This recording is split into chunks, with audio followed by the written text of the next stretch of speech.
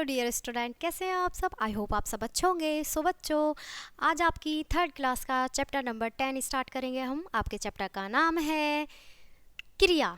तो बच्चों, आज हम क्रिया वर्ब के बारे में बात करेंगे। सो बच्चों, आइए पढ़ते हैं।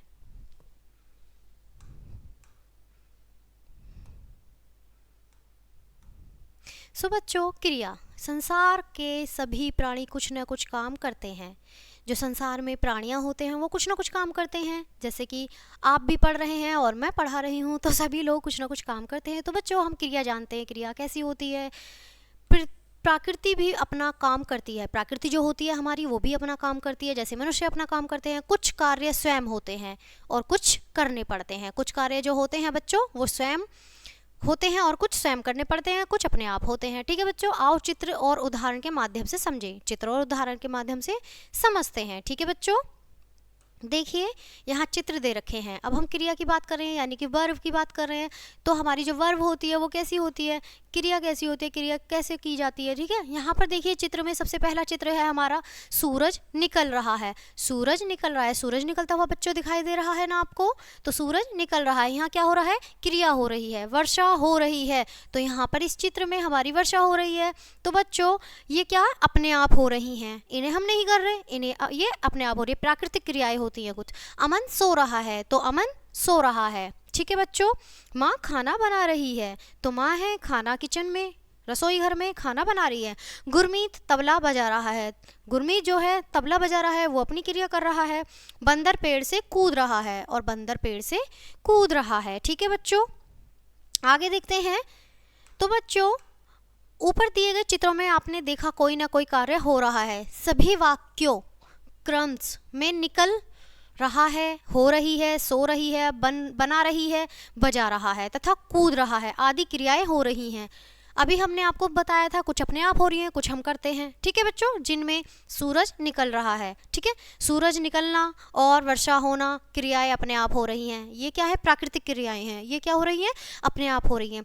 सूरज निकल रहा है, वर्षा हो रही है, बिजली कड़क रही है, या फिर चांद छुप रहा है या निकल रहा है। ये क्या है, अपने आप क्रिया हो रही हैं। ठीक है बच्चों, बाकी सभी क्रियाएं जो की जा रही हैं वह अतः कहा जा सकता है कि वो हम कर रहे हैं। ठीक है बच्चों, किसी भी कार्य का करना या होना क्रिया कहलाता है। कोई भी कार्य होता है, क्रिया का मतलब होता है किसी भी कार्य को करना या होना क्रिया कहलाता है। ठीक है बच्चों, आगे देखते हैं।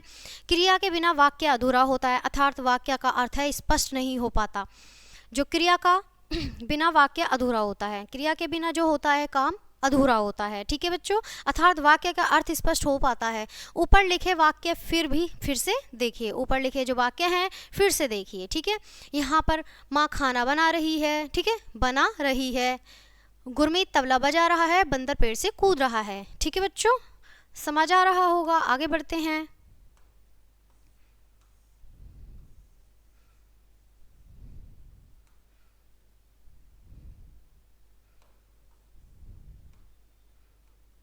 तो बच्चों, देखते हैं क्रिया के बिना, क्रिया के बिना हम कैसे करेंगे। ठीक है, उदाहरण। अब उदाहरण देखते हैं हम। सूरज, अब हम यहाँ पर क्रिया नहीं कर रहे, क्रिया नहीं कर रहे, यहाँ हमने क्रिया ब्लैंक कर दी है, खाली छोड़ दी है। तो क्या, सूरज, वर्षा, अमन। ठीक है बच्चों, माँ, खाना, गुरमीत तबला, बंदर पेड़ से, बस इतना है। तो ये हमारी क्रिया इसमें नहीं नजर आ रही है। आपने देखा कि सभी वाक्य क्रिया के न होने पर अधूरे हैं। अब जब यहाँ हमने सूरज निकलना यानी कि उगना, वो हमने उगना या निकलना नहीं लिखा है, तो क्या है, हमारी क्रिया अधूरी है, यानी कि हमारा वाक्य अधूरा है। ठीक है बच्चों, आगे देखते हैं। क्रिया का मूल रूप है जा, खा, पढ़, लिख, उठ, बैठ आदि होते हैं। ठीक है बच्चों, क्रिया शब्दों के बाद ना लगना होता है। ठीक है बच्चों, आगे देखते हैं क्रिया शब्दों के कुछ अन्य उदाहरण। ठीक है बच्चों, कुछ अन्य उदाहरण भी देख लेते हैं। क्रिया शब्दों के कुछ अन्य उदाहरण हैं, खाना, पीना, बुलाना, पुकारना।